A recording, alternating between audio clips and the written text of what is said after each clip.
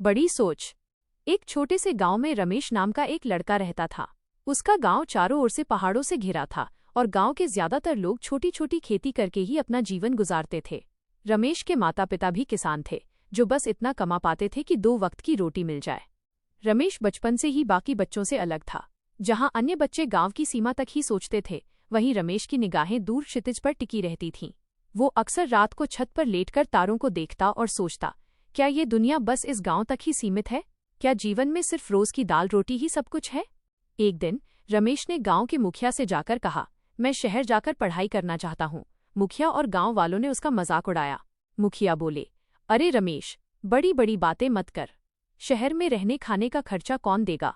यहाँ हमारे पास 1 बीघा जमीन है, उस पर मेहनत कर, वही तेरे लिए सबसे बड़ी दौलत है। रमेश को उनकी बातें चुभी, लेकिन उसने हिम्मत नहीं हारी। उसने अपने माता पिता को मनाया, मुझे सिर्फ एक मौका दो। मैं बड़ा सोच रहा हूँ और मैं जानता हूँ कि मेरी सोच मुझे सफलता जरूर दिलाएगी। गांव के एक बुजुर्ग ने रमेश के आत्मविश्वास को देखा और उसे शहर जाने के लिए कुछ पैसे दिए। रमेश शहर गया। वहां उसने दिन में मजदूरी की और रात में लैंप की रोशनी में पढ़ाई की। उसकी बड़ी सोच ने उसे छोटे छोटे संघर्षों से हारने नहीं दिया। जब भी थकान होती, वो गांव वालों की बातों को याद करता और सोचता कि उसे सिर्फ अपने लिए नहीं, बल्कि गांव वालों के लिए भी एक उदाहरण बनना है।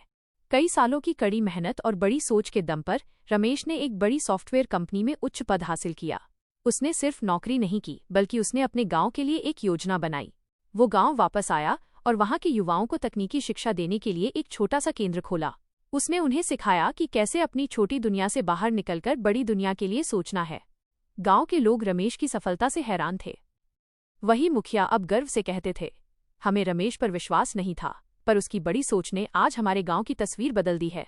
रमेश ने साबित कर दिया कि शारीरिक बल से ज्यादा एक व्यक्ति की सोच की शक्ति उसे कितनी ऊंचाई तक ले जा सकती है।